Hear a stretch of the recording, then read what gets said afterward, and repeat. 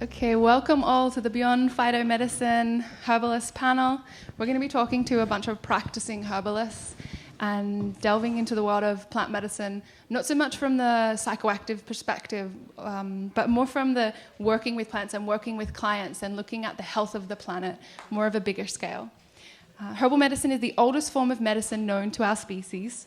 According to the World Health Organization, 85% of the world relies on herbal medicine as a primary source of healthcare. This is not complementary alternative medicine. This is primary original medicine. According to the dictionary, a herbalist is a dealer in medicinal herbs. And to deal with medicine is to deal with sickness. In this panel discussion, we'll be discussing ways to step up to the role of being your own herb dealer and talking with some practicing herbalists about their experience working with plants to foster health and prepare ourselves for a fast-changing planet in the midst of arguably a health crisis. So I'm just going to pass on the mics to all of our panelists, and they can introduce themselves, mention where their experience is coming from, and then we'll delve into the questions. Deborah, you can start. Hi, I'm Deborah. I'm based in Oxley, up in Brisbane, and I'm a multimodality healer. I have a focus on sacred medicines, earth source medicines, Cambo, EFT, and my practice is all about approaching health and the body from a very holistic perspective. My name's Miriam. I am from here. I work at the Nimbin Apothecary.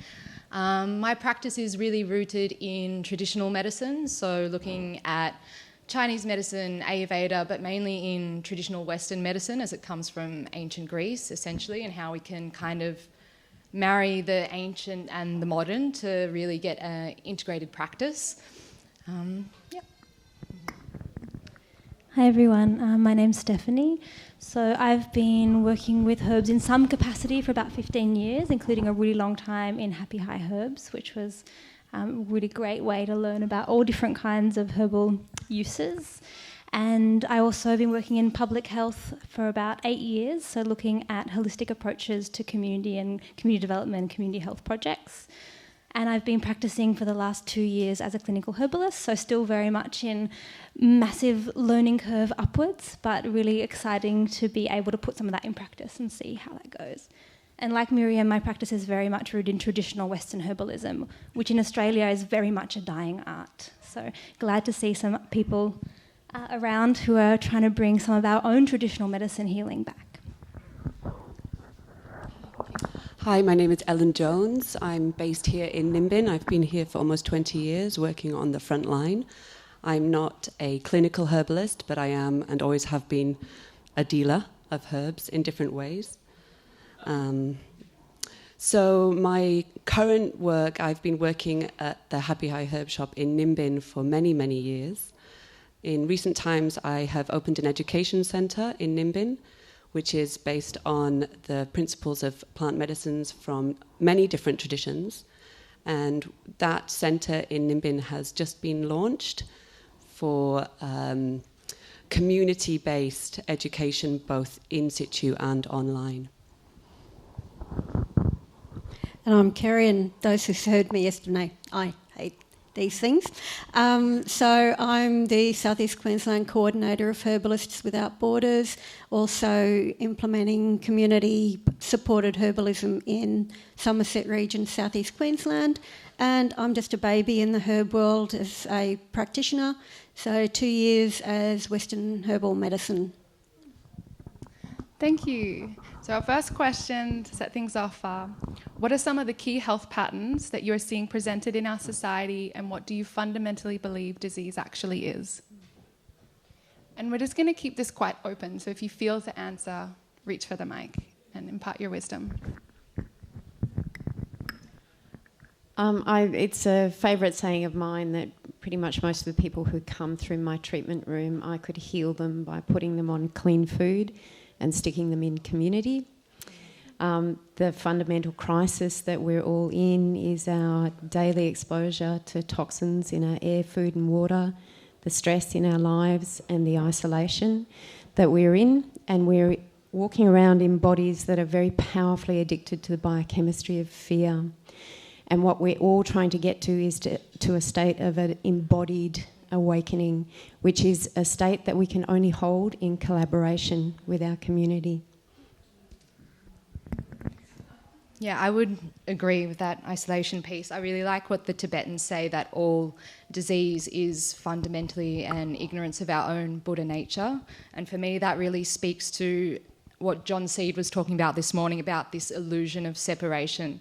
So this, I think ultimately health means wholeness. And so we're all trying to move towards a state of unity and a state of wholeness. So if health is wholeness, then I think disease is fundamentally fragmentation and separation, and that, I think that sense or that illusion of separation is what drives a whole lot of behaviours and a whole lot of patterns and a whole lot of habits that contribute towards ill health.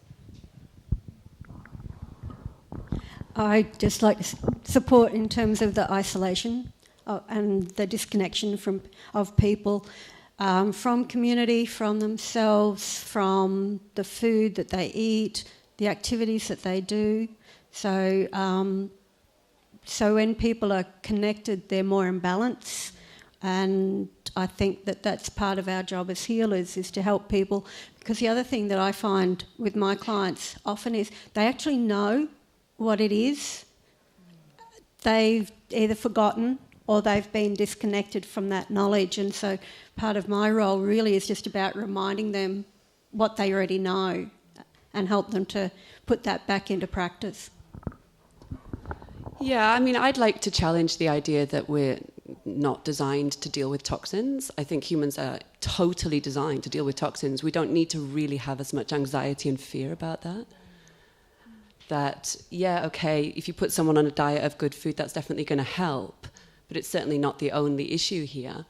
We can transmute toxicity. Our organs are designed to do that, and they do that really, really well. I think that much more present in terms of the collective patterning is the collective trauma that we are seeing.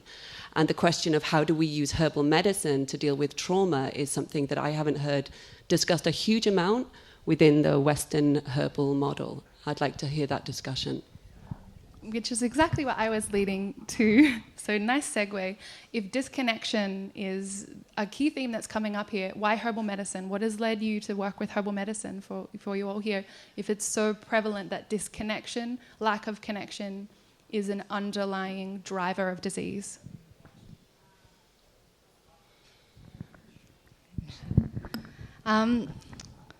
So I think this concept that using herbs to cure disconnection is a bit of a consequence of the way we see things in a linear sort of way.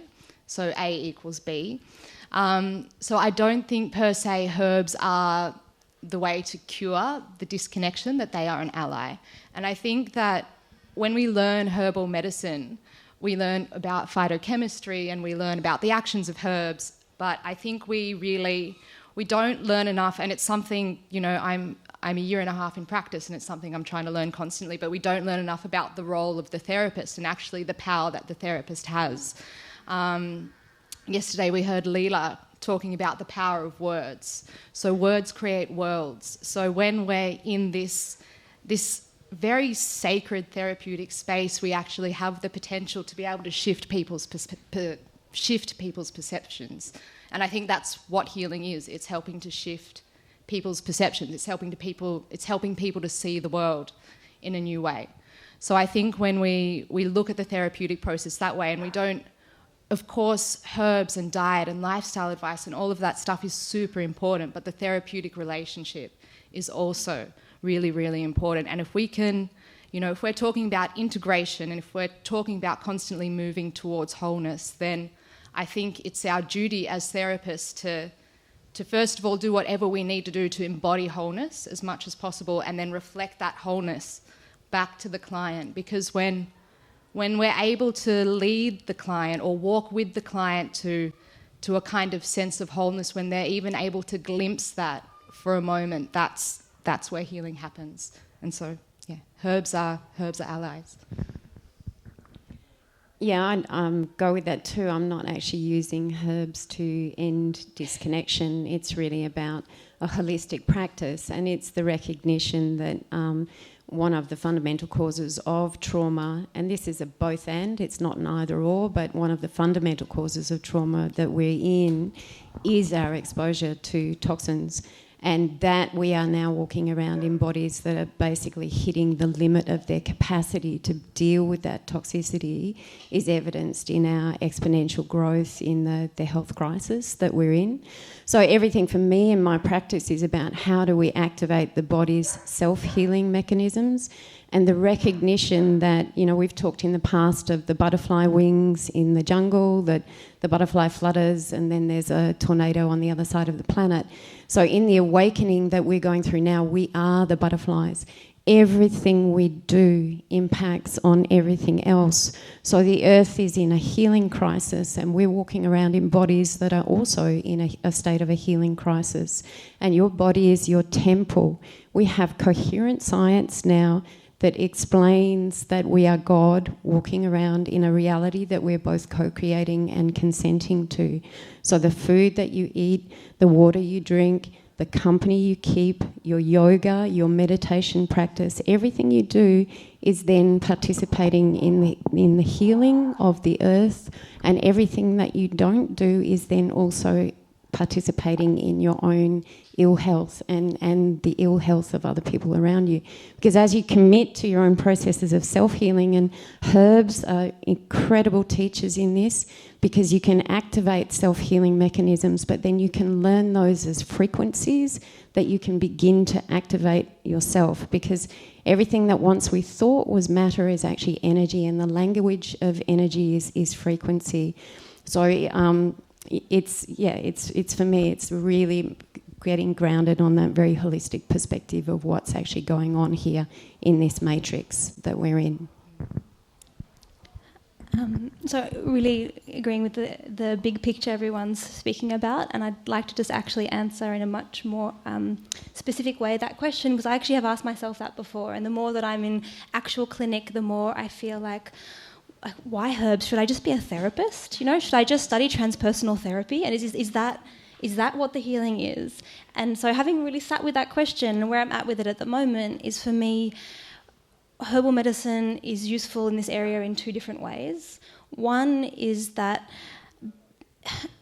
internal trauma and emotions and all these things, I don't think that they cause physical illness, and neither does physical illness cause them. In traditional Chinese medicine, they talk about, you know, say every organ has an emotional pattern, for example, the liver with anger. So having liver problems doesn't cause anger, and neither does anger cause liver problems, but the two are intrinsically entangled.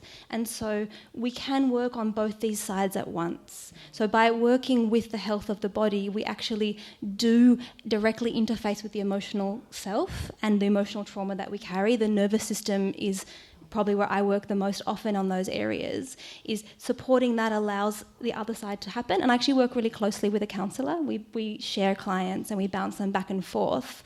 And sometimes they'll make certain shifts with him. He has 30 years experience and is really talented. And then there'll be something that's sticking and he'll send them to me. And I'll work, okay, let's look at your sleep. Let's look at your diet. Maybe we can, give you some herbs to help you deal with the stress in your life. And I think these two angles is really important. And neither of them is stronger than the other. They're entangled. And on the other point of that, I think as well, when we look at disconnection, how do herbs heal connection? Just the very fact that you can take a herb and you can, if you're being supported by your herbalist or whoever you're working with, to pay better attention to the shifts in your body, to create a more intimate relationship with your very embodied self, and you take herbs and you start to see how these things affect you, you actually develop a much more intimate relationship with life. And the very wonder that I can, drink, like Heshu Wu and my kidney chi increases, when I can learn to pay attention to that, that makes me feel connected to the earth in a very tangible way rather than just in a conceptual way. Yeah, just to add to that for myself and for my own healing, and where herbs was really intrinsic in dealing with a lot of trauma, that, as John Seed says, we're all carrying a certain amount of post-traumatic stress and trauma, is that herbs can be incredibly useful in healing the nervous system. And that if the nervous system is functioning well, that we are able to channel life force through the nervous system in relationship with life and in relationship with each other and in relationship with a healer, that enormous amounts of healing can happen on physical levels, emotional levels, psychological levels. And so one of the primary areas of herbs, and where I recommend people use herbs, is to strengthen and build resilience in the nervous system, because that's where trauma is actually lodged. This is going to sound like a simple answer to the question. For me, in my community, where I'm the only herbalist, and traditional, rural Australia, herbs are plants and everybody's familiar with them. They actually know a plant. But it does also then have that grounding, that sort of, that connection. And so I find that I can talk to people who wouldn't necessarily come to see me as a herbalist, but they'll talk to me about the plants, about even things like I'd have more conversations lately with people about fixing their animals and using plants to fix their animals, which then leads on to talking about how the same herbs can help them. And I guess just because it's that being able to go from the familiar for them to something which is, I've been reflecting on this a lot since, I'm coming down to Nimbin, and I can remember when Nimbin was hippie, and I have to say that's kind of like what my community's like at the moment is, you're a herbalist, okay. And of course you've all seen my partner, the man who wears the dress, and we live in a round house, and what on earth are you about? Plants. Okay, we understand plants. Alfalfa. But you mean sorghum? Or what? It's like, we know what that is. Okay, so maybe this might be all right. So I guess in that respect, in terms of why herbs, apart from my own being drawn to them, was this is something that people know because they know plants. They don't, then they go, there's so much more than what we knew. And then I can start to talk to them about the complexities but the joy of going, isn't this minute, like you just change one tiny little thing here and it changes over here, and that happens in your body. And if this isn't right, then that's not quite right. And isn't that just amazing? And I guess that's why herbs for me. So we learnt in Leela's talk yesterday about the 5 pillars of medicine, and disconnection and therefore connections really coming up for me as first pillar medicine, which is roots. And so what I'm wondering is if you've noticed different parts of the plant being specified for different roles, more generalized over the herbs, rather than certain herbs for certain illnesses, certain parts of plants for certain illnesses.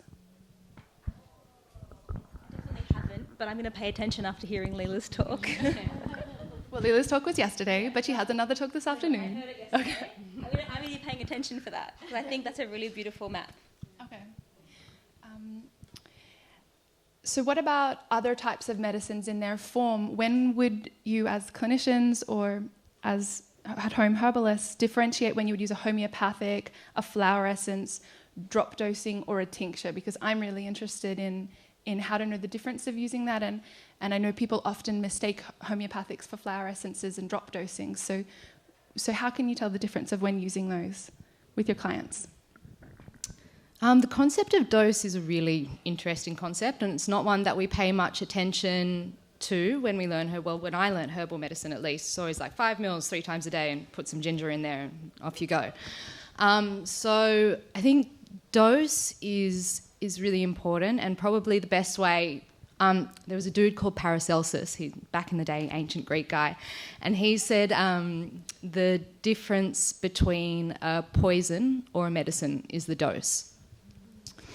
So dose really opens up a conversation about the poison path, actually, and a kind of meta general way that I can explain this is, for example, dosing yourself with Netflix. You know, it can be a really nice healing balm if you watch an hour or so at the end of the day, if you had a really stressful day. But if you're up till 4 a.m. watching Queer Eye for the Straight Guy or something like this, and you got to work early the next morning, it's going to be pretty toxic. So this conversation about dose is it's a really interesting way to think about herbal medicine, because we have these two ways that we can work with medicine in the body. We can nourish the body, or we can challenge the body with poison. And so on one hand, we have the vital force, and we nourish the vital force by, for example, if you're really cold, you'll have a warm soup. But if we want to kind of call the vital force into action, we kind of can, in small doses, administer poisons, basically. So poisons kind of make the vital force wake up, and it makes the vital force assert its boundaries. And poisons, I mean, back in the day, we're talking about, like, you know, witches kinds of herbs, like foxglove and aconite and hemlock and all these kinds of things. The poisons that we use in clinic today could, in a kind of way, be related to our bitter medicines. So actually, in the ancient West, bitter medicines in small doses were considered tonics. So in Chinese and Ayurveda, bitter medicines are kind of used in large doses to clear heat from the body. And they're used on this sort of oppositional kind of principle. So if you've got a lot of toxic heat, we'll have large dose bitters to clear the heat and clear infection from the body. But in the ancient West, they actually used bitters as tonics. So small dose bitters, small doses of challenge can actually goad the vital force back into action. So I think exploring dose in that way it's just a really interesting conversation to open up. And I wonder if anyone's worked with it that way. Yeah. One of the modalities that I work in is actually with Cambo, which of course is a poison. You'll hear practitioners saying, no, it's a secretion. Yes, it's a secretion, but it's also a poison. And it does exactly, as I mentioned, it really kind of, its most powerful service to the body is that it gives your cleansing system a full detox. So the next day, you are walking around in a body that is cleared of the biochemistry of fear, which is a biochemistry that we don't really know very well.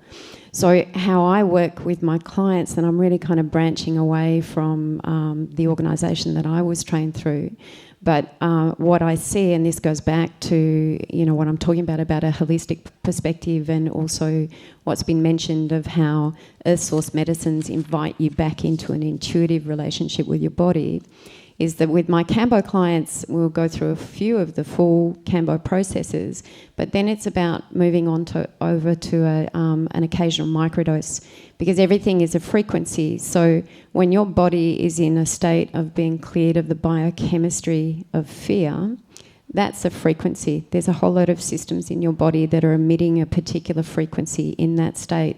And so as you get invited back into a more intimate understanding of how your body works, you learn how to tune into those frequencies, which means that then you reach points where you rely less and less on external substances like the Cambo frogs and their secretion, that you learn how to activate those frequencies yourself. So for me, dosing with any of the medicines that I'm practicing with, and that's psilocybin, it's CBD, it's Cambo, I'm working always from the perspective of nobody can tell you what your dose is, because you have a unique biochemistry and you have a unique neurochemistry.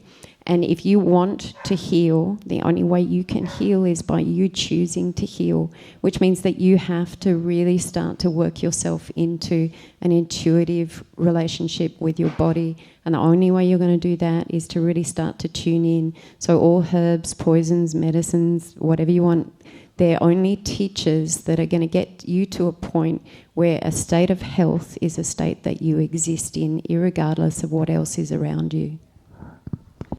Yeah, just to come back to the question specifically in terms of flower essences, tinctures, teas, decoctions, one of the most important principles is obviously to work with what the client trusts. So if that person doesn't believe in a flower essence, well, there's absolutely no point in going there. So it's about asking the person, do you like making teas? Do you like making decoctions? Do you know what a decoction is? Does that feel right for you? So that we're in a way, we're educating the client to find what works for them intuitively. What do they actually trust? I'll just add something in here. One of my lecturers at uni said, herbal medicine isn't a religion. You don't need to believe in it for it to work. So you don't need to believe in turmeric for it to have anti-inflammatory qualities. But does our belief in the medicine affect the outcome that it has on our body? And so is that even true? I'm not sure how much I resonate with her statement. Well, I think it's about trust. I actually think that it is that the medicine does work, the herbs do work. There is that tuning in and helping our clients to tune in to what works for them.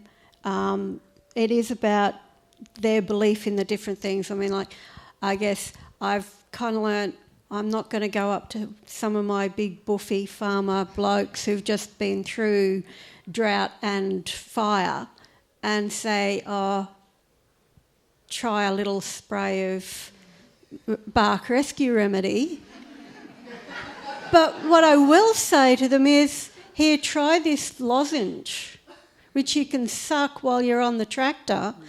Just thinking about whether you're going to burst into tears while nobody's around, because big buffy farmer blokes don't do that, and not tell them that it's the same thing as they get in the spray. Because sometimes it's about the form that we use. I mean, I wasn't trained in homeopathy or flower essence. Like for a herbalist, that actually was taken out of my course before I did it. But that's then also, and then tuning into the intuition and the trust. So when I prescribe people dried herbs, and my preference is working as close to the plant as I can, so I keep my tinctures, and I explain to people, well, I have the tinctures, I have the dried herbs, I have different forms. If we can get to the dried herb, so when I give people their dried herbs, I don't even mix them anymore. I give them, so if I've developed up a herbal formula of 3 herbs, I give them 3 separate bottles of herbs. And I say, now start with 1, 1 and 1, unless it's, my preference would be 2, 1 and 1 or something like that. So I give them a starting thing and I say, but see how it works, see which, because... And I started doing that because I had somebody come back to me and say, look, I really wanted to try the tea, but when I had it, something didn't taste right. And it stopped me, and it made me realise, well, one of the things we've got to do is get them to comply. If they're not going to even try it, or if they try it once and then they don't even know whether they're going to like it and whether it's going to work, because sometimes it does take 2 or 3 days or a week or a couple of weeks even for the effect to actually come through. So that's now why I give it to them separately, so that they can start to play and then start to learn the intuition and learn the plant and learn to then trust what's happening. I love that idea of the 3 different herbs separately, actually. And that point in compliance for me is where the belief actually is the most important. That there is some kind of self-healing when you believe the placebo effect is real and it's not nothing. Like it's a real and magical phenomenon. So if you think something's going to heal you, it does a better job. That's true. But I agree with your lecturer. You don't have to believe in herbal medicine for it to have a biochemical effect on the body. But if you don't believe it's working, it's really hard to be compliant. Even I struggle to be compliant with herbs as well. Like I'm supposed to be taking herbs every morning at the moment for a specific thing, and I've taken them 3 days out of 5. And so if you don't believe it's working, it's very hard to actually do the labour required to make sure you take it at 3 times a day in the times you're supposed to. Yeah, thank you. I'm going to take it in a slightly different direction here. Deborah mentioned a state of being healed, and Miriam's been talking about some poisons. So I feel like, and we've also been mentioning fear. So I feel like we're sort of also touching on death, because with sickness and health comes this other thing that's over in the side, which is that we're avoiding death. And what I'm wondering, is death part of the healing process? And I'm going to combine this in with another question. Is there a difference between healing and curing? Can you die and still have healed the disease? Can you die from an illness but still have healed the disease? That's kind of a big question, but I think it's an important one.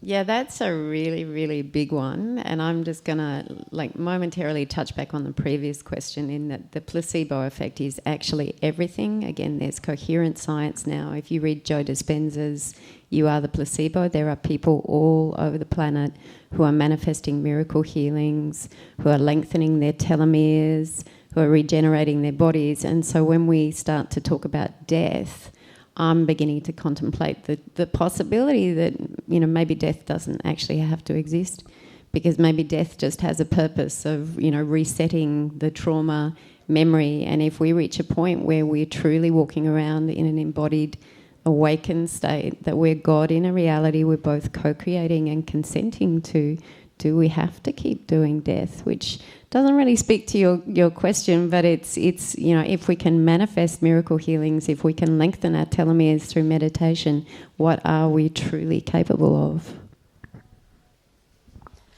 I guess for me that this comes down to then what do we mean by death?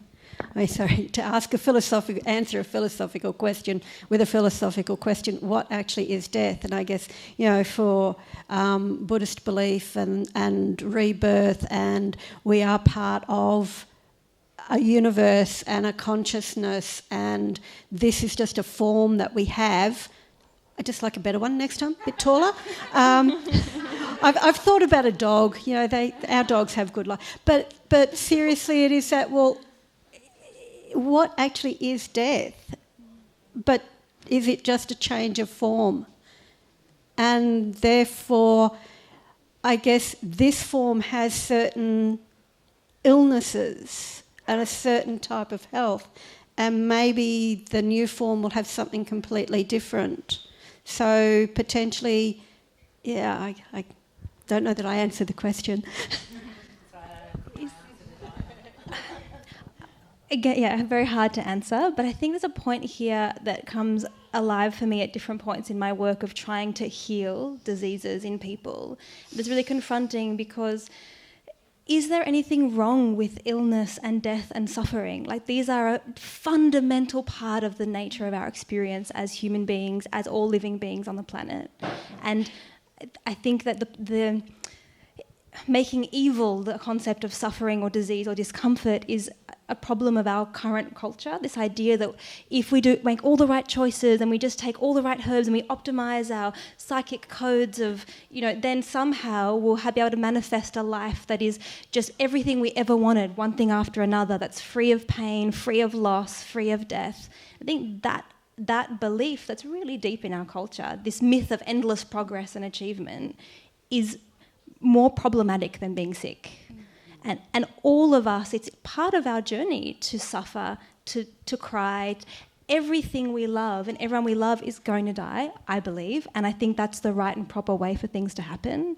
And embracing the fact that we are flawed, that's okay. And as a herbalist, to try and, support people to have a healthier life while still holding the space for them that, okay, you have chronic pain.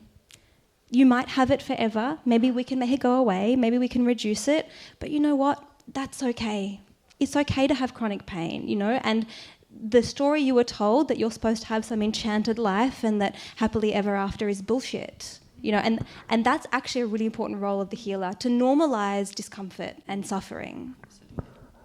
I think anyone who's interested in the subject of death in relationship to healing and our collective situation would benefit from reading Stephen Jenkinson's work. Yes. Stephen Jenkinson has written a book called Die Wise, and there's also a documentary about his work called Grief Walker.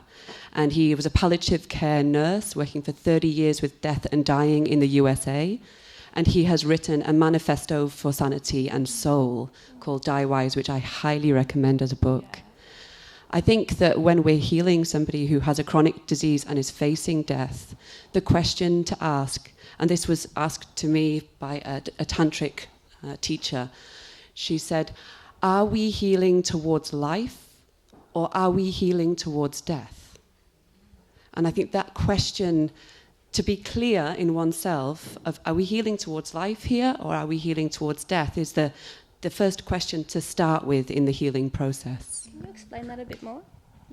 Can you explain what that difference is? So if we find that we have cancer, or that a beloved friend has cancer, there is an immediate response that we would like that person to stay healthy and alive and to heal that cancer.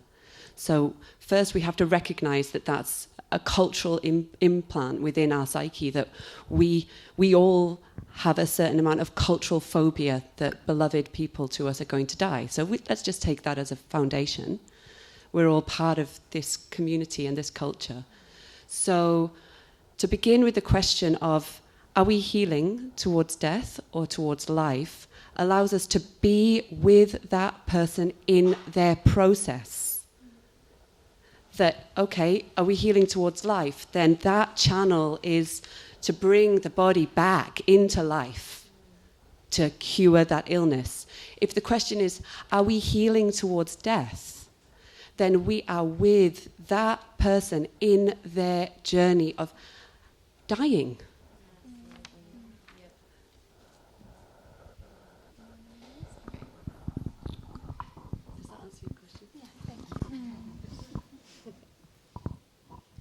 So how can we, as a species and as individuals, listen to the teachings of disease?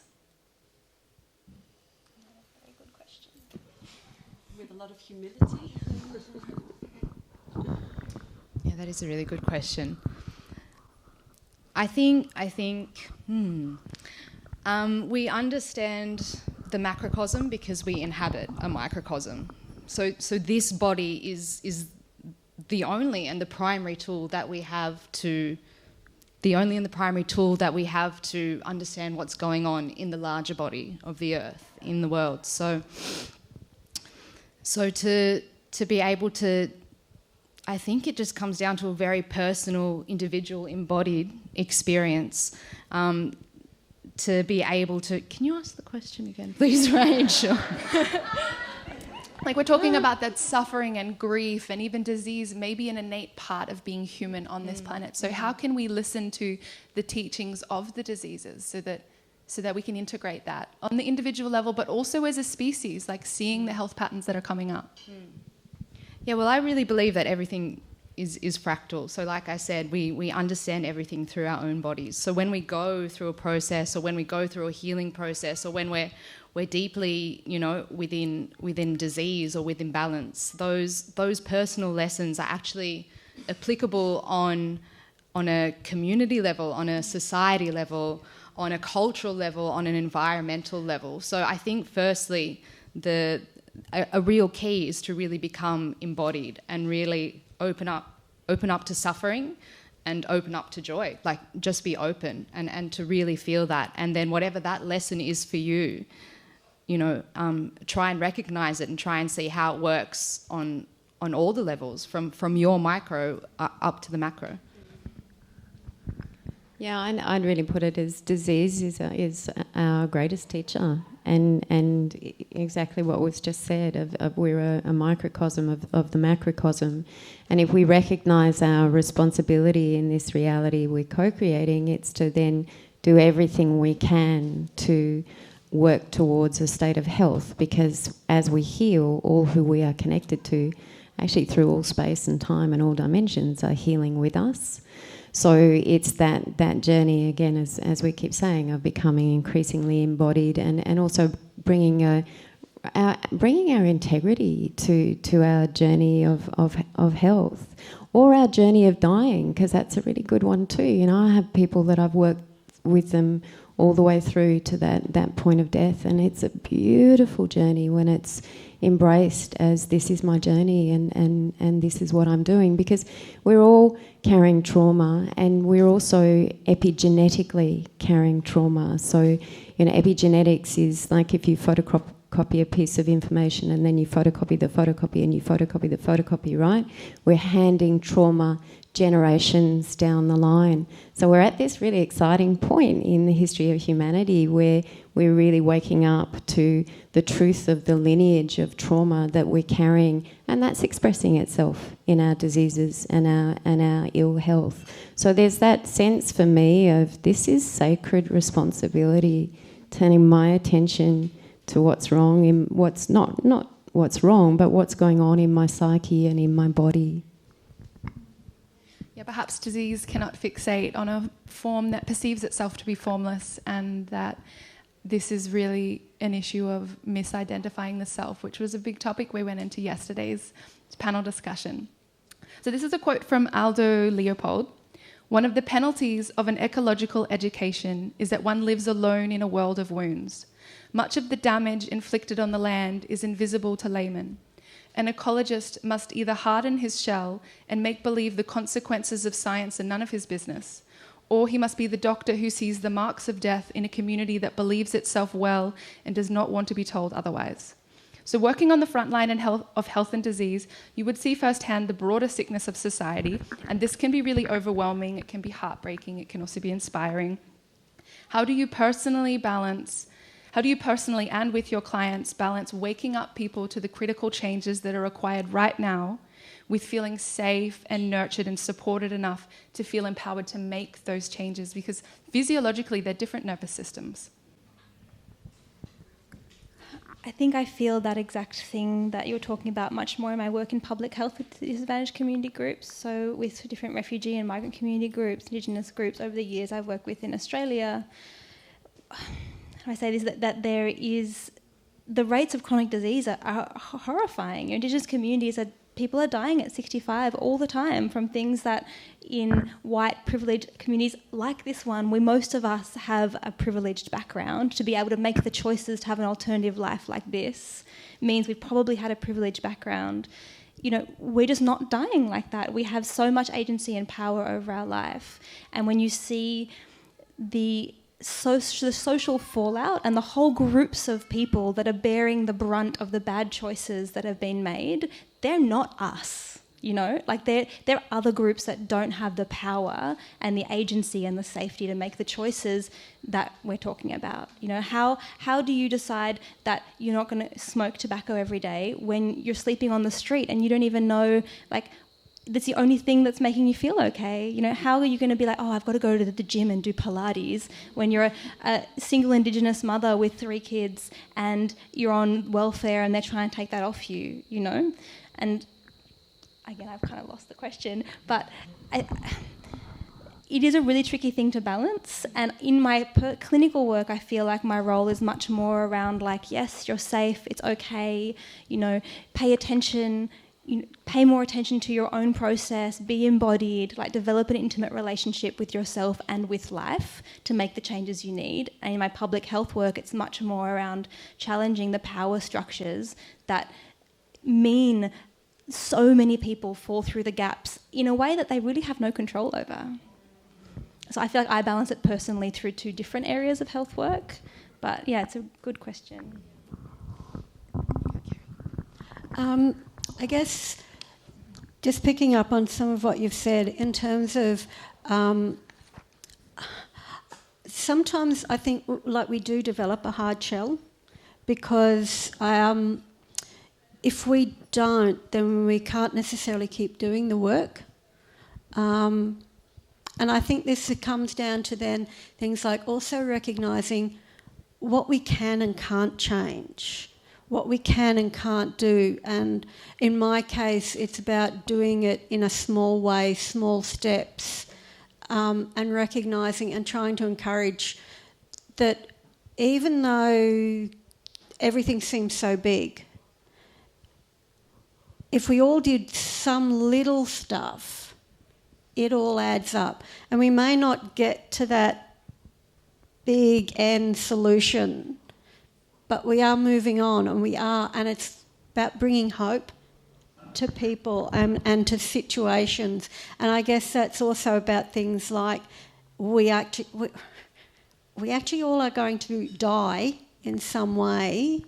So with that as one of our fixed ends, So the hope, the positive, and trying to encourage. And I think when we encourage one person to get to the best that they can be, then they can take that forward to the next step. And Pollyanna, utopia, we'll get there in some way. It may not be the way we conceive of now. It probably won't be. And I think that's kind of then that learning, how do we look after ourselves so that we can keep doing that? And sometimes also, like, in terms of that, yes, we're from privileged backgrounds, we can make those choices. And I can remember, so I was in India last year for 3 weeks working in one of the slum villages, and of course, you know, the concept of poverty and recognising that women or people water for 4 hours 2 days in the week, but they never knew which 2 days in the week they were getting their water. And yet they didn't see that as a problem or an issue. They just lived with it. Like, this was my reality, was when the word went around the village that the water was on, I went out and did my washing and my cooking and my collecting my water. Whereas to me, and I guess that sometimes is part of what we have to recognise as part of our protective stuff too, is going, is this something that for them is just a reality that they're okay to live with? Maybe not happy, but they're okay with. Is this my problem or is this their problem? I think on a bit of a different note, often in clinic you'll get a lot of people coming in being like, you know what, like, I go to yoga and I drink my green smoothies and I take all my good herbs, and still I've got this issue, you know, like, what's wrong with me? What's wrong with me? And there's this very kind of intense focus on the personal. But health is at once personal and transpersonal. And I think so to open up in the clinic, open up a conversation about the context and the ecologies that we live in and how those ecologies affect the individual, I think at least starts to help individuals connect the dots between their own personal experience and how their environments affect them. And once we start to plant those seeds of integration in people and those seeds of connection inside people, if we can inspire people to see the world in a little bit more of an integrated manner, then I think, you know, the wounds of the world speak through us and speak through our bodies, but by healing the individual, or at least getting people to see the world, like I said before, in a more integrated way, that drives their behaviour and that drives the way that they participate in the world. And so if we can help people to be more integrated, I think that's ultimately really good for our planet.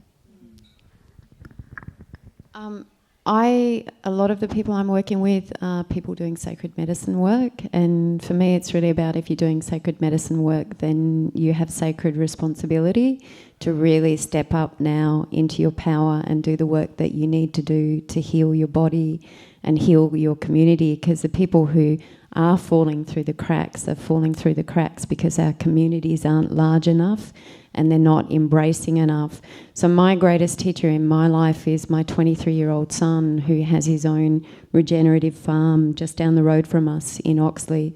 He works 50, 60 hours a week growing organic food that's going out through our local community, and he lives basically in service to the land, and he works really, really, really, really hard, and he's a shining light in my life, and I can sound a bit righteous about it all, but when I'm working with people, I don't want to hear your stories of being a victim anymore.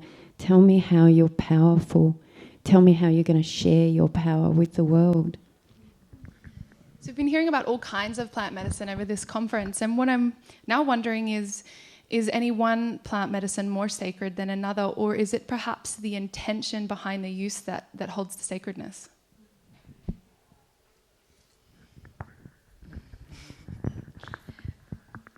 I think the intention is really important. You know, the intention is a big part of how we walk in the world, and you can have a powerful transcendental journey with ayahuasca, you can have a powerful transcendental journey with matcha tea, and you can have that same experience with a leaf of eucalyptus just sitting with it.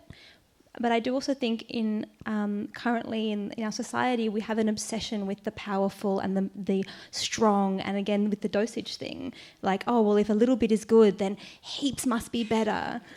And actually some of the plants that I'm coming back to more and more in clinic, you know, these little sister plants, these soft and sweet, nourishing plants like chamomile and nettle, and they're so powerful in such a gentle way, but we're always looking for like, oh, this plant, it's this obscure bark from an Amazonian tribe, and it just like is like the strongest anti-fungal, you know, and we even the way we talk about plants is we're obsessed with the power, you know, we want them to be stronger than pharmaceuticals, and I think that takes away some of the magic and the potency. By going after the power, we lose the potency of the subtlety.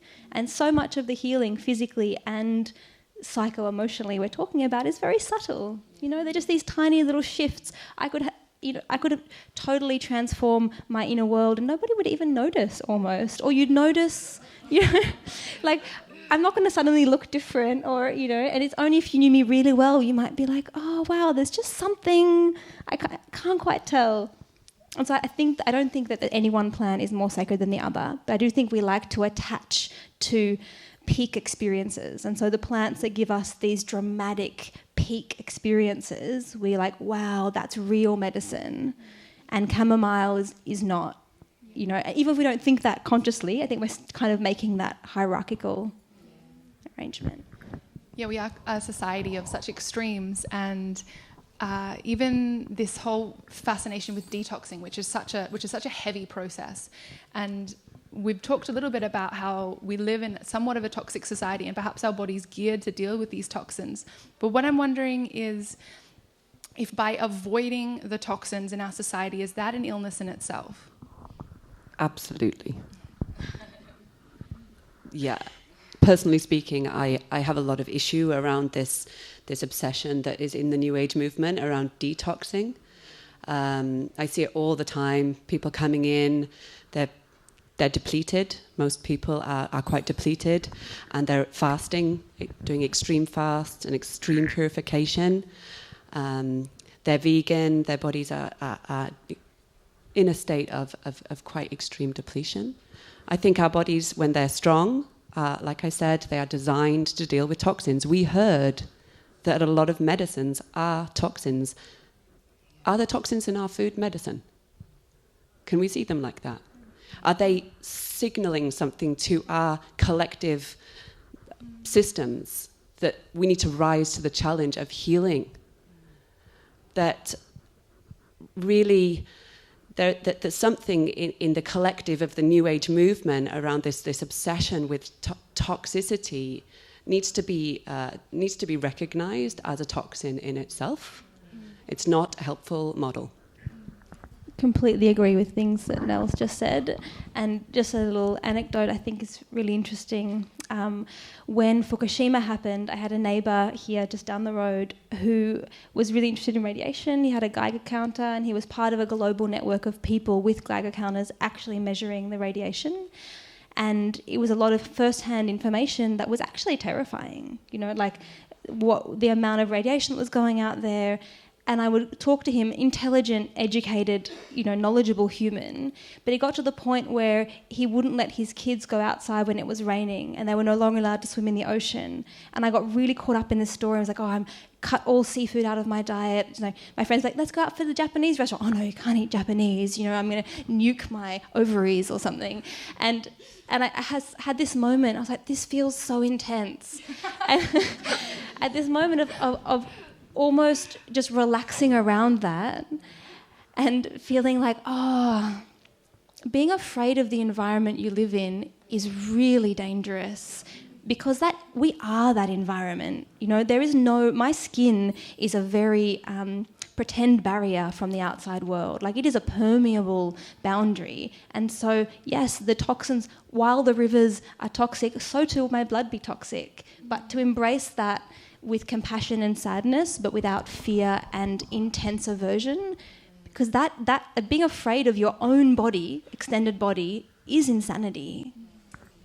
I'm just going to add that one of the most useful uses of herbs, and it's definitely a use that we've lost in the Western herbal tradition, but was very present through the 17 and 1800s, is the function of purging.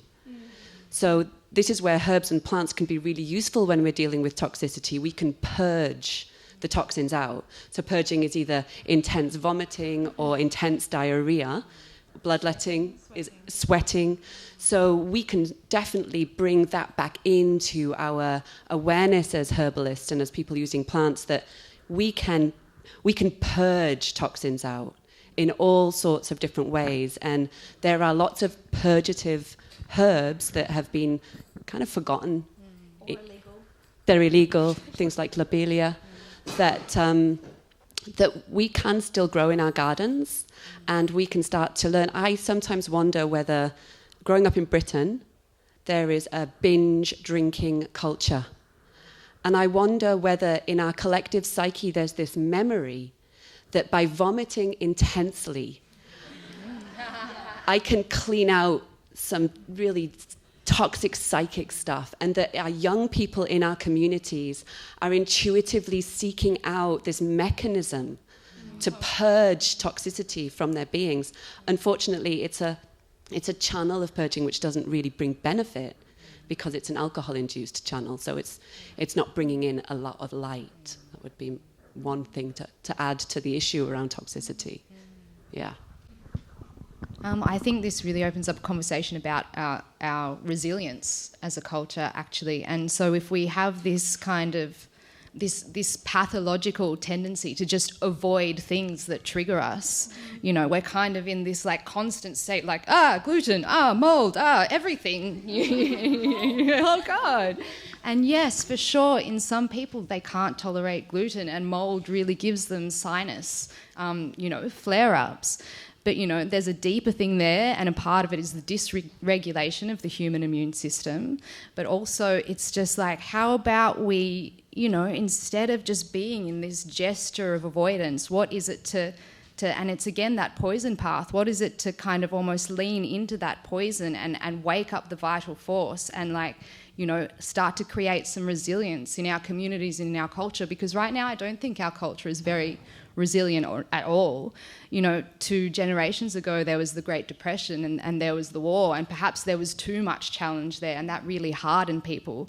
But right now I think all of technology is geared towards making things super convenient for us, and we've really become quite soft. Our immune systems have become quite soft. That's what the whole hygiene hypothesis is about, like why are kids suddenly allergic to a million different things. It's because we're not leaning into the challenge. We're not leaning into the things that we're averse to. We're not taking that bitter pill. So I think it's really, for the sake of our culture, it's really, really important to be aware of this like kind of avoidance gesture and really see where we can actually lean into those things to create resilience. Yeah, I think the greatest toxin that we have is the stories of fear, and it's really time for us to toughen up and level up. We're living in a world that we can feel very victimised by, and we get taught to play the victim really, really well. And purging's a beautiful concept. Tears are a great purge. Yelling's a great purge, but you know, you've still got to get up, and you've got to be the one that changes the world. And if we're going, I can't do that, I can't eat it, it just doesn't work. So in our household, we're very fortunate because we've got the farm down the road, and I run an organic buyers group. So the majority of food coming into our house is organically grown or grown without chemicals. So we just work on the 80-20 rule. Get 80% right, fuck up 20% of it, you know, but live your joy, live your gratitude, live your grace, because that's how we change, that's how we heal.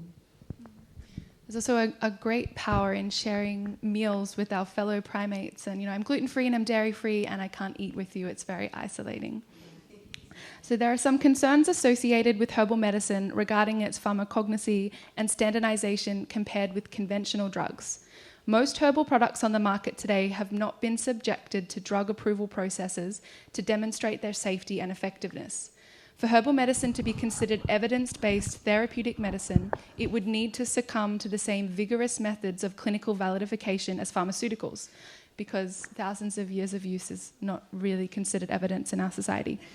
Due to the extreme variation in living organisms, this would require extraction, standardization, and essentially reductionist science, which is contrary to the holistic nature of herbalism. How can we prove herbal medicine's effectiveness whilst preserving its wholeness? This is such a big topic, and in my all these questions are amazing, by the way. I was one of those really annoying students in my degree where I was always just like, but, you know, and challenging. I think where we are in Australia is this at the moment, well, herbal medicine as a pure art is actually disappearing from all the classes and colleges, and it's becoming very much just naturopathy. And naturopathy has, you know, there's lots of really great naturopaths out there practicing in a very similar way that I practice, but as an industry, it's going very much down this functional medicine path. And that is, you know, saying, oh yes, well, turmeric is great because it's an anti-inflammatory. And it's like, we're just going to use this language from a completely different way of thinking that is reductionist, that is specific, that says, if you look at the smallest possible pathway, at the smallest piece we can possibly see, and understand how something works, then you understand that thing. And that's, you know, this is the basis of the idea of science. Reductionism is we're going to reduce a very complex, large situation, phenomenon, molecule, plant, person. We're going to look at the cellular process and see, in this disease, this process changes. Therefore, that change is why someone's sick. You know, and we're mixing up mechanism for cause. And so I think in this area, like trying to validate herbal medicine from a very different paradigm, we're going to throw the baby out with the bathwater, and we already are. We're losing so much of the richness of the traditional medicine tradition in the desire to be grudgingly accepted by the scientific community. It feels to me like we've got this amazing, you know, biodiesel truck, and we're trying to go run it with petrol. Like, they're actually just different. They're different forms of thinking. And if you look at drugs, like the way pharmaceutical medicine works, it says what is this molecular pathway that's changed, and how do I use one molecule to plug, block, or push that into a different thing? And pharmaceuticals are one molecule, and they do that thing very reliably in everybody. But you take a plant, I think in yarrow there's like 75 different biologically active compounds, most of which we have no idea what they do on their own, let alone in this, you know, symphony of action. And so how can you replicate those processes that you are using with one molecule to have a plant that has hundreds of molecules working together? It's just a radically different way of you know. So I think the work for us is not to try to say, we can prove that turmeric is an anti-inflammatory in an animal trial, leaving aside the fact that it's very problematic that our entire basis of medicine is based on animal torture. Just let's put that big little thing aside. You know, if we can prove, just not focus on that and try to focus on challenging the worldview that says that only this kind of thing is true knowledge. Yeah, I'd just like to say that I think we really, the risk there is that we're just replicating the system that's caused so many problems. And for me, I'm actually not a trained herbalist. My practice is fully informed on my own basis of journey of healing, which has been monumental. And so I'm really privileged in that I'm not working in anybody's systems. I'm really bringing my sacred responsibility to my integrity in terms of how I work. And so for me, it's, again, everything. The greatest self-healing mechanism we have is the mind, and the beauty of working with herbs is that they are sacred teachers of the earth, and everything is about teaching us to trust the mother, our mother, and to trust our embodied state as represented that way, and herbs are our teachers. And the problem, one of the biggest problems that I see in various, you know, things like Cambo, things like sacred medicines, is that these are all tied up in now, increasingly so, in the economic systems that we're working in. And so people who are practitioners with some of the particularly sacred medicines are coming to it not so cleanly. They want you to participate in their ceremonies because you're bringing money to them, and so they're not necessarily dealing with you holistically or recognising that it's not a good time for you to participate in. So, and I think that that's, you know, again, what I said is it's the privileges of my position that I'm basically completely outside of the system. I do a lot of service work. I'm not trying to make a lot of money from what I do because I'm pretty self-sustaining in the way that I am. So I think it's really, really important that we don't try and replicate that system, because that system's really fucked up. Can I maybe be the other way? I guess, and this, first of all, evidence-based medicine has 3 arms, of which the scientific evidence is only one. There is also, and I think this is part of our sort of responsibility then, is to remind even the scientific evidence people that, hang on, that's one part of evidence-based medicine. Evidence-based medicine is also about traditional use, where there is a tradition of use that has got information, and yes, Ayurveda and Chinese medicine and Western herbal medicine with their centuries of traditional evidence is important to document, and I guess that's part of what Herbalists Without Borders is trying to do, is maintain the evidence associated with the traditional use of herbal medicine and plant medicine. And then there is the clinical evidence from the practitioner with their client. And so the evidence says that ginger, scientifically evidence says ginger is great for nausea. Not for me, because it makes me sick. So even though the evidence scientifically says when I feel nauseous I take ginger, my personal evidence that I would be passing on to my practitioner and working with my practitioner is, no, that's not the case in my case. And so the evidence that I as a practitioner use has to have all 3 of those together. And I think that's part of our role, is to remind the scientific evidence, and I work in a community that likes that because they're conservative and traditional. So they actually do like the fact that I can bring some of the scientific evidence that says, hey, look, here's what this plant does and here's some of the science. But so I find myself working from a blend of the scientific and the traditional, and bringing both of those and explaining both of those, and then bringing in with the client, so now what's your experience, what have you... So it is not only reminding the scientific community, but also using the 3 and openly using the 3 and giving all 3 the weight that they deserve. And I guess this is sometimes where I've worked in the system. I'm actually a very conventional person myself. So I guess I kind of go, sometimes it's actually okay to work with a cracked system, because it is the system we have, and if we recognise where the cracks are and we can work with so I can go and talk to bureaucrats and I can talk their language, which means I get what I want done, because I've actually done it in a way that recognises they're people too. The system is made up of people and processes that people have put into place somewhere along the line.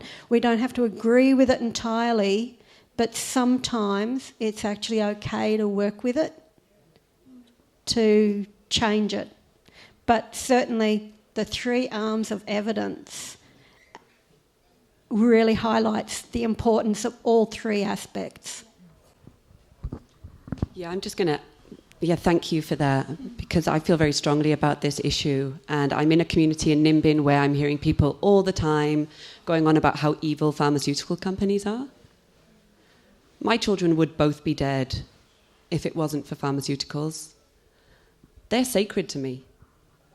If we're going to fully embrace that all life is sacred, are we going to say that, but this bit is not? Because I think pharmaceutical companies are evil. I think the government is bad. I mean, what are we doing here as a community, speaking that kind of language at this point in time?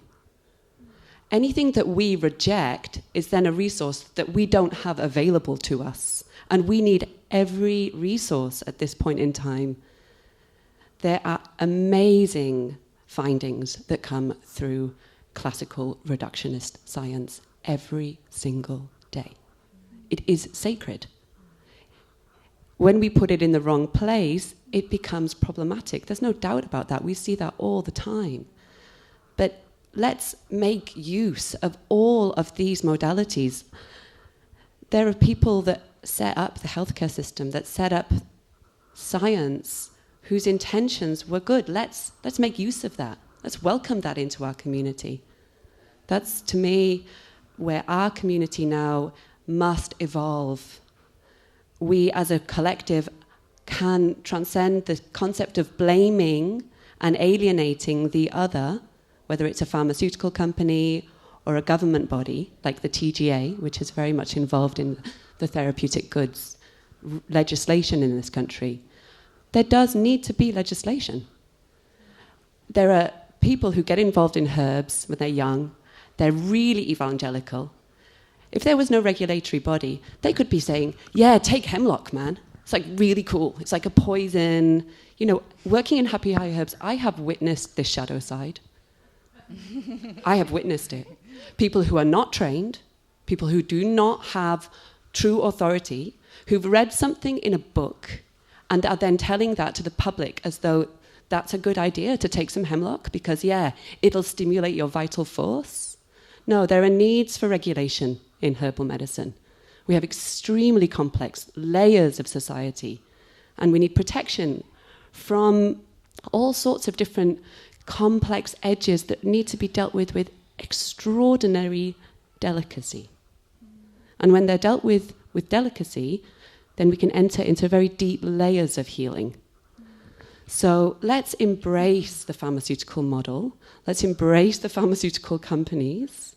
Let's embrace the TGA as part of the story and stay strong in what we know as herbalists and bring that forward too. All of it together. Yeah, that's beautiful. Thank you. And I think I'll just say quickly that idea, like, I'm here and you're there and this is me and that's not me, that really shows up in the micro and that really shows up in the body as well. This cancer is not me. This bacteria is not me. And so we wage war on ourselves, and I think that's really damaging to our health as well. Yeah. What an amazing panel. It's so hard to pick our last question, but I'm going to go with this one. Is the randomness and unpredictability of herbal medicine part of its medicine, and are we standardizing out the intelligence of a plant through extraction? Sometimes yes. Can I sit on the fence on this one? I don't know that it is actually random. I guess it's,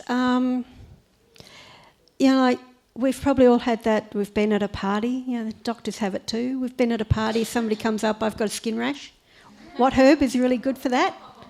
Well, come and have a chat to me and we'll work out which of the 15 or 16 that I can immediately think of off the top of my head might be the best one for you. So it's kind of, I don't think it actually is random. There's a structure. We just don't know it. And we're learning it in our own way. We look at the universe, we look at everything, and it's like, it's just an amazing structure in there when we start to look at it. And so when we do start to break it down a little bit, and I guess because we sometimes have to chunk it down, because it's just, you ever taken a big bite of a sandwich and then tried to chew it?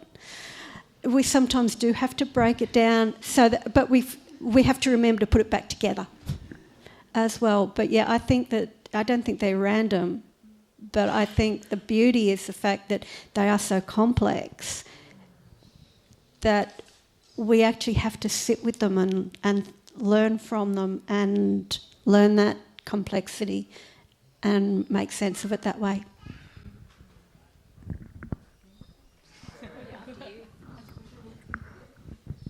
I think that's a really amazing point, that I don't think that it's very random. I think that there's a lot about the deep underlying intellectual structures around how we understand medicine that has really been lost, especially in the West. Like traditional Chinese medicine and Ayurvedic medicine has much better frameworks around why herbs do certain things in certain people and different things in other people.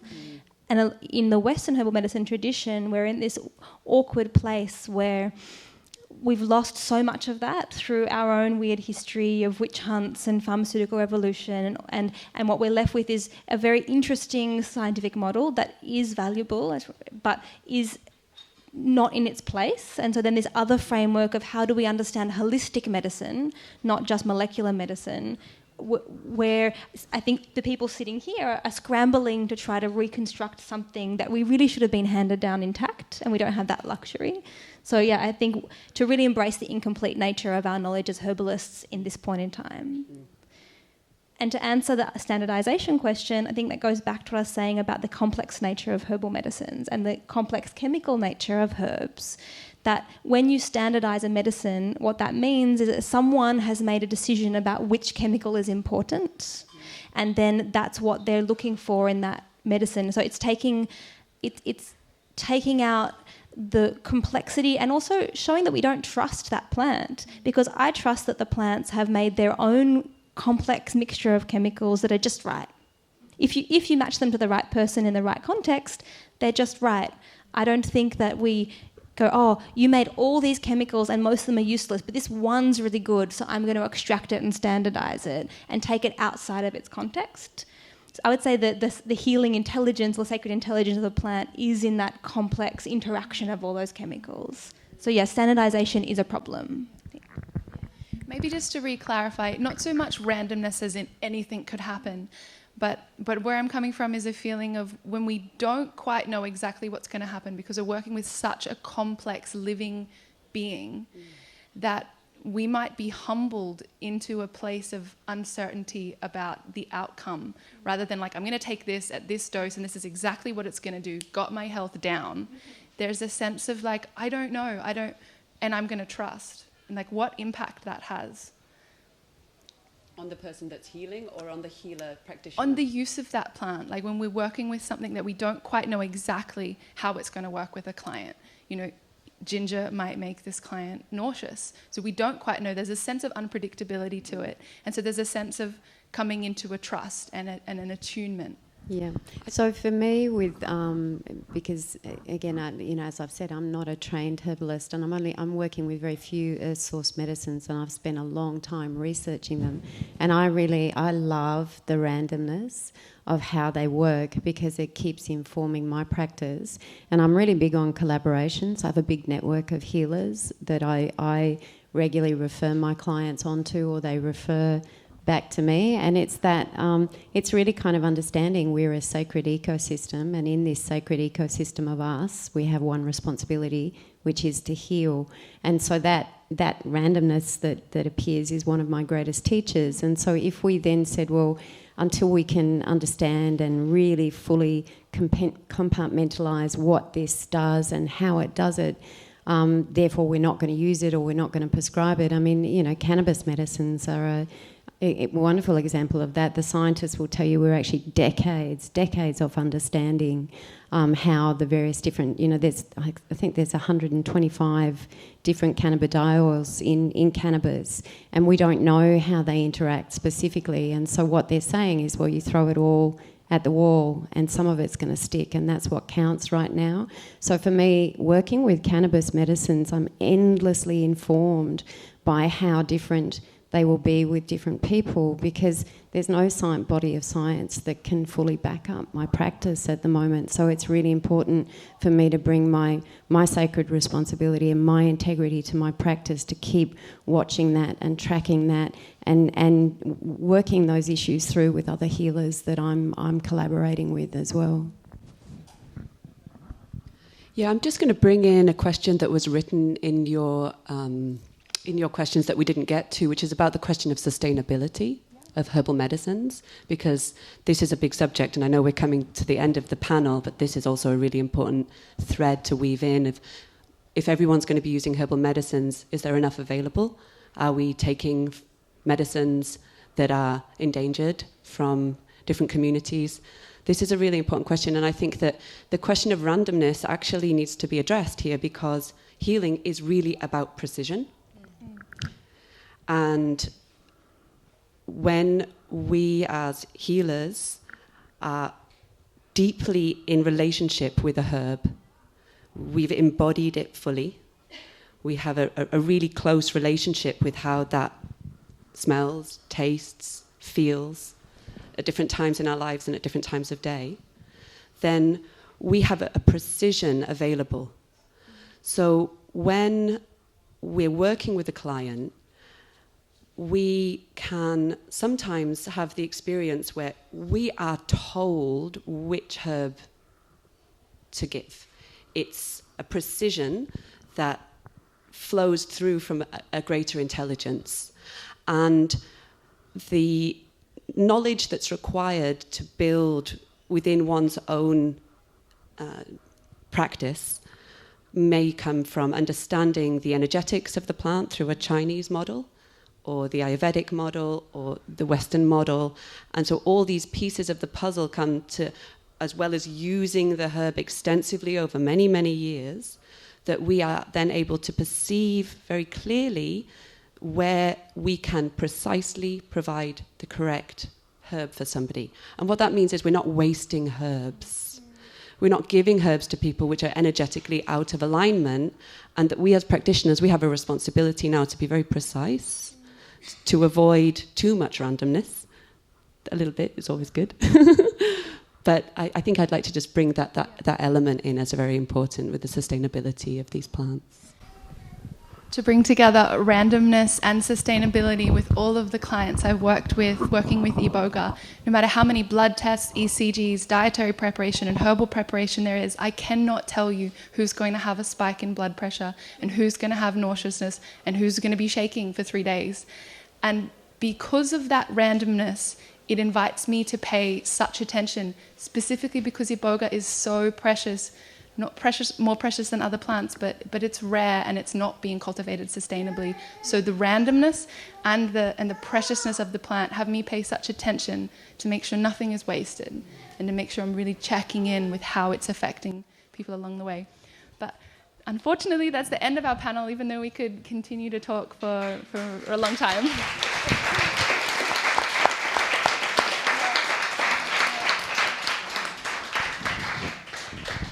Lunch is now being served, and there is an acacia planting workshop outside, and I highly recommend that you go along and learn how to cultivate our beautiful acacias.